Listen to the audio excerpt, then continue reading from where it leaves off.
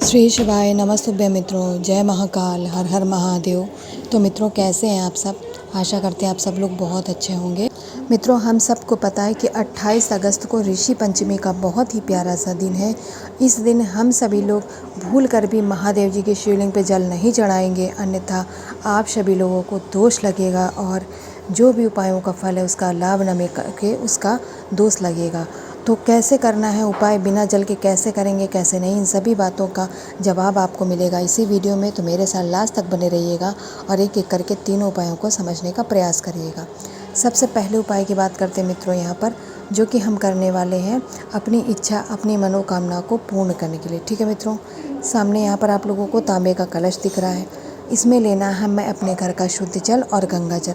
अब आप सभी लोग सोच रहे हैं मैं अजीब पागल हूँ, अभी मैंने बताया कि महादेव जी के शिवलिंग पे जल तो चढ़ाना नहीं है, फिर हम आखिर जल ले क्यों रही हैं? तो मित्रों, आप सभी लोग जब लास्ट तक बने रहेंगे तो आप लोगों को पता ही चल जाएगा कि आखिर जल का करने क्या वाले हैं। ठीक है, तो आप सभी लोग जल और गंगा जल दोनों डाल करके ले लीजिएगा एक कलश को।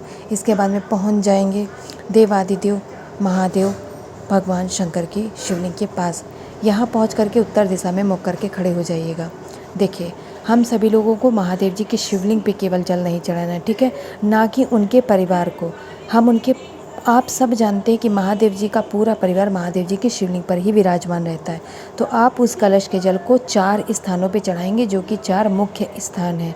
महादेव जी के जो सबसे विघ्नहर्ता भगवान गणेश हैं उनके स्थान पे चढ़ाएंगे, थोड़ा सा जल भगवान कार्तिकेय के स्थान पे, थोड़ा सा जल माता अशोक सुंदरी के स्थान पे और चौथे नंबर पे थोड़ा सा जल माता के हस्तकमल पे चढ़ाएंगे।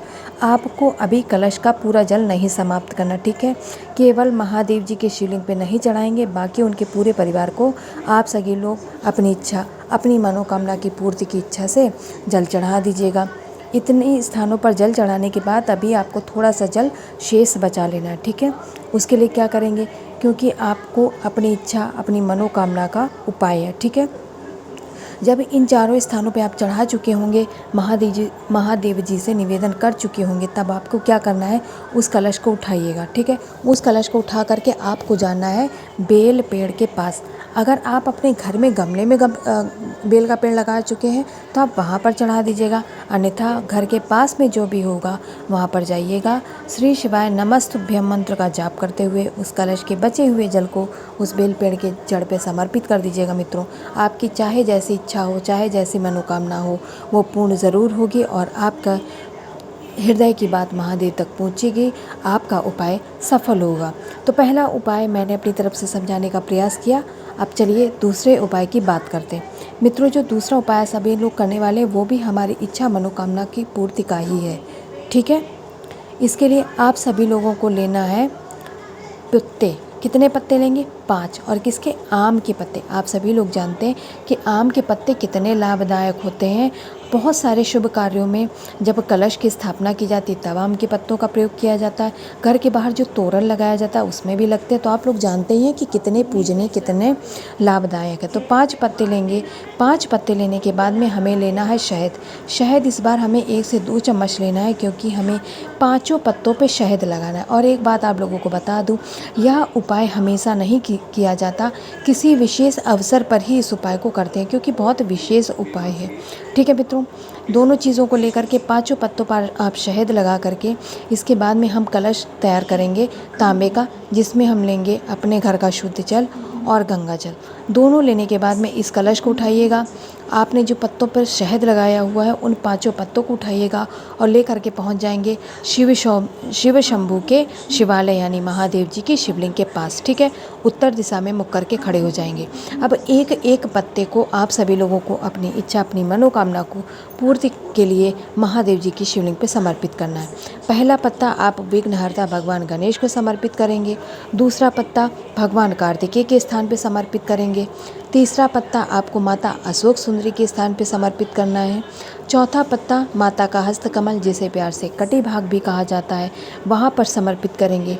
5वां और अंतिम पत्ता आप सभी लोग अपनी इच्छा, अपनी मनोकामना की पूर्ति के लिए महादेव जी की शिवलिंग के ऊपर समर्पित कर देंगे, ठीक है मित्रों। 5 पत्तों को इसी क्रम में समर्पित करने के बाद अब हमारे पास बचता है 1 लोटा जल। उस जल का क्या करेंगे मित्रों, हम अपनी इच्छा, अपनी मनोकामना की पूर्ति के लिए महादेव जी का स्मरण करते हुए इन्हीं 5 स्थानों पर इसी क्रम में उस तांबे के जल से जो जल है उसे श्री शिवाय नमस्तुभ्यम मंत्र का जाप करते हुए मित्रों इन 5 पत्तों पर समर्पित कर दीजिएगा। यकीन मानिए मित्रों, जब आप यह उपाय करेंगे, इस उपाय के प्रभाव से आपकी वो इच्छा, वो मनोकामना ज़रूर पूर्ण होगी। महादेव जी आपको आज यानी ऋषि पंचमी के दिन निराश नहीं करेंगे, वो आपकी झोली ज़रूर भरेंगे। तो हम लोगों ने 2 उपायों की बात कर ली है। अब हम जानेंगे इस ऋषि पंचमी के दिन करने वाले तीसरे और अंतिम उपाय को। उसे जानने से पहले जो लोग इस चैनल पर पहली बार आएँ, मेरी आवाज़ पहली बार सुन रहे हैं, वो मेरे चैनल को सब्सक्राइब और वीडियो को लाइक करना मित्रों बिल्कुल भी मत भूलिएगा, ठीक है? क्योंकि मैं यहाँ पर पूज्य गुरु जी के द्वारा बताए हुए उपायों को बताती हूँ। इससे आप सभी लोग करके अपने घर में सुख, समृद्धि और शांति का वास कर सकते हैं।